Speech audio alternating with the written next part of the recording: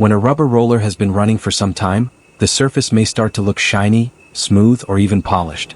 At first, the roller may still look clean, but on the line the grip becomes weaker.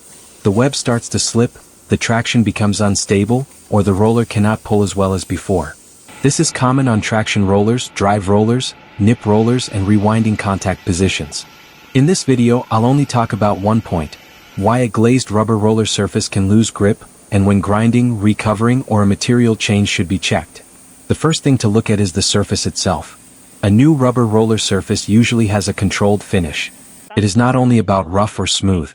It is about whether the surface can keep stable friction with the material it touches. After long running, the roller surface can be polished by film, paper, fabric, coating material, or repeated pressure contact.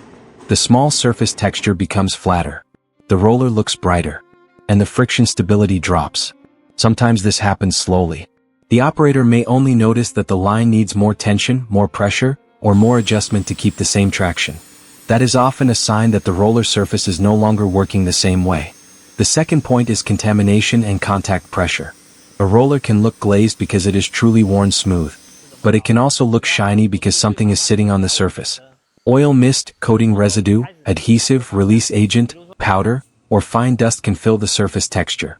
Once that happens, the rubber surface may still be there, but the web is not really contacting clean rubber anymore. Pressure also matters.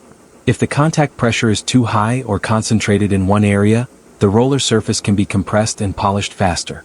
You may see a bright band in the middle, shiny edges, or one side wearing differently from the other side. These marks are useful. They tell you whether the problem is only surface aging, or whether the roller contact condition is also pushing the surface to fail faster. The third point is deciding what to do next. Light glazing may sometimes be improved by proper cleaning or light grinding. But grinding is not just removing a shiny layer. The final surface finish after grinding must match the roller's job. A traction roller needs grip. A release roller needs different surface behavior. A pressure roller may need stable contact without creating marks. So the surface finish should not be treated as a random grinding result. If the rubber cover has become hard, cracked, swollen, permanently polished, or the grip comes back only for a short time after grinding, then recovering should be checked. If the same problem repeats again and again on the same roller position, then the material direction may also need to be reviewed. The same rubber type and the same hardness do not always give the same running result. Compound formulation, curing, bonding, grinding, and surface finish can all affect how the roller grips on the line. So when a rubber roller becomes shiny and starts to lose grip, do not treat it as only a surface appearance problem. Look at where the glazing appears, what the roller is touching, whether there is contamination, and how the contact pressure is working. I'll put the related traction roller page in the description.